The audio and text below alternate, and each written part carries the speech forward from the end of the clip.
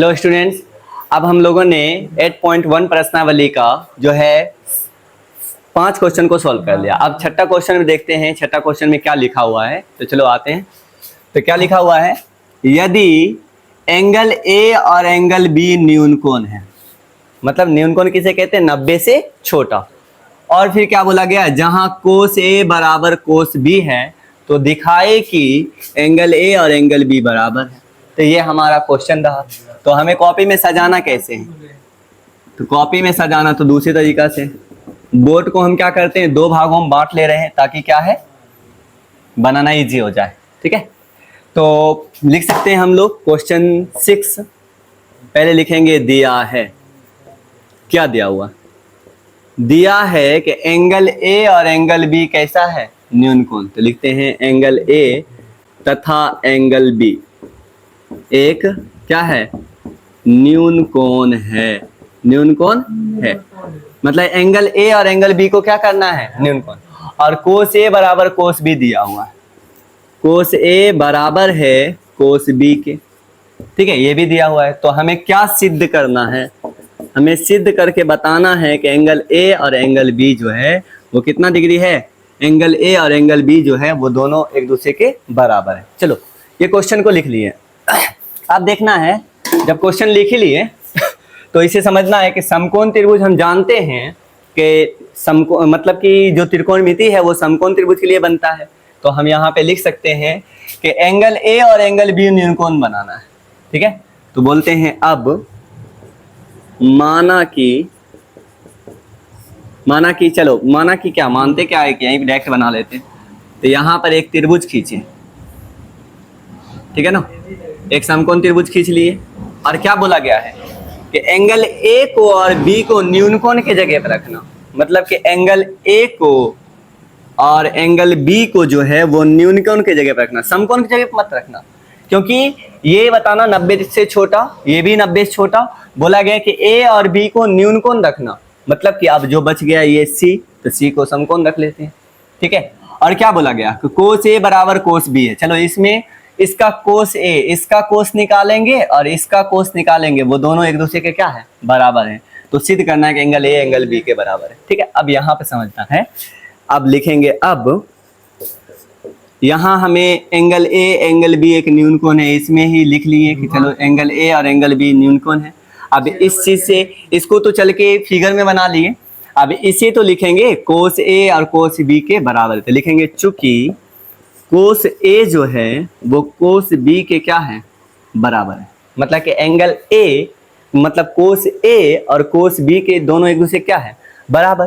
तो कोस ए तो cos theta बराबर क्या होता है, तो यहाँ फॉर्मूला लिखते हैं, साइन थीटा बराबर होता है पी बटा एच, कोस थीटा बराबर होता है बी बटा एच, और टेन थीटा बराबर क्या होता है, पी बटा बी।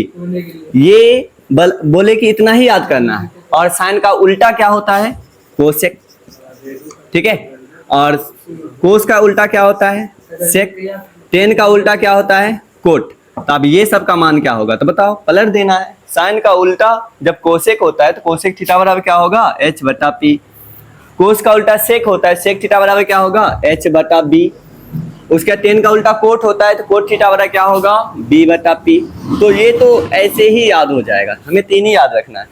देखिए साइन थीटा बराबर पी बटा एच, कोस थीटा बराबर बी बटा एच, दोनों में, एक में पी ऊपर एच नीचे, बी ऊपर एच नीचे, और ये क्या करना है, टेन ऊपर वाला पी और यहाँ वाला बी। तो ये इजी ही है।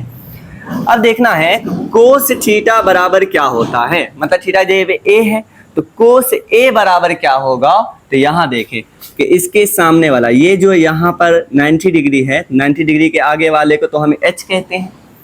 तो इसके सामने वाला, एंगल के सामने वाला P कहलाता है, और जो बच गया उसे क्या कहेंगे, B कहेंगे। तो कोस थीटा बराबर B बटा H होता है। तो कोस A बराबर, तो A के सामने वाला P, तो ये रहा B। अब B बटा क्या होगा, H। तो B का मान कितना है, AC। क्या लिखेंगे, AC। B हो गया AC, और H कितना है, AB बटा AB। यहां तक तो कोई दिक्कत नहीं है। फिर नेक्स्ट कोस B बराबर क्या होगा, तो कोस थीटा बराबर B बटा H।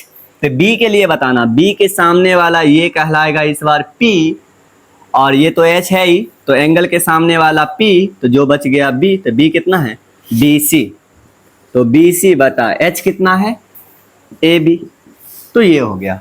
ठीक है, अब यहाँ पे देखिए कि एंगल बी और नहीं ए बी भुजा और ए बी यहाँ भी आया है, तो बराबर के नीचे नीचे हम क्या कर सकते हैं काट सकते हैं, नहीं तो यहाँ पर इस साइड में ए बी भाग में है तो उस साइड ले जाएंगे तो गुना में ए बी आ जाएगा, ऊपर ए बी नीचे ए बी कट सकता है, तो इसलिए हम बराबर के नीचे नीचे ही काट दिए। तो हम यहाँ पर बराबर यूज कर रहे हैं, तो यहाँ पर या लिखना होगा हमें, तो यहाँ पर लिखते हैं या ए सी बराबर क्या आया बी सी। बोला गया कि ए सी और बी सी एक दूसरे के बराबर है, मतलब कि ये ए सी और बी सी एक दूसरे क्या है बराबर।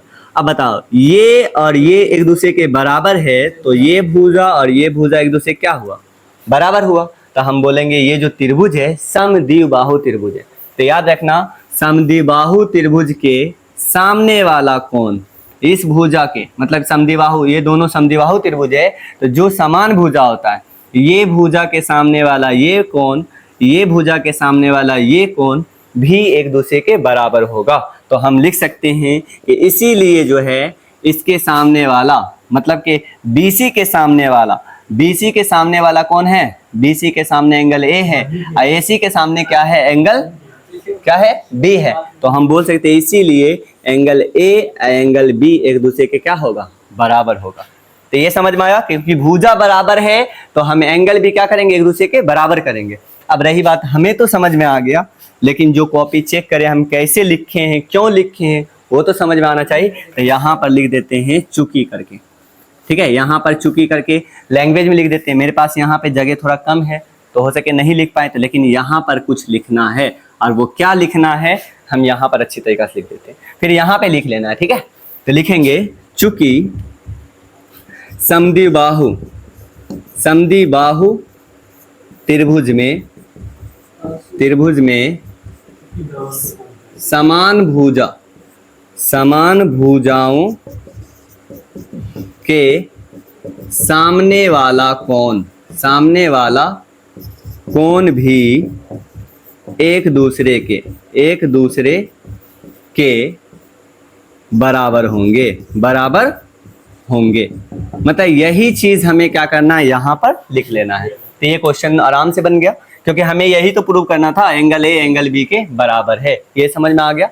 फिर से देख लेना क्वेश्चन को, यदि एंगल ए बी न्यून कोण था यहाँ पे लिख लिए, जहाँ कोस ए कोस बी के बराबर है एंगल ए एंगल बी के बराबर है, ये प्रूव करके बताना था।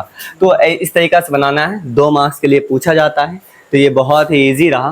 फिर 6 क्वेश्चन तो सॉल्व हो गया। आप 7वां क्वेश्चन में मिलते हैं नेक्स्ट लेक्चर में।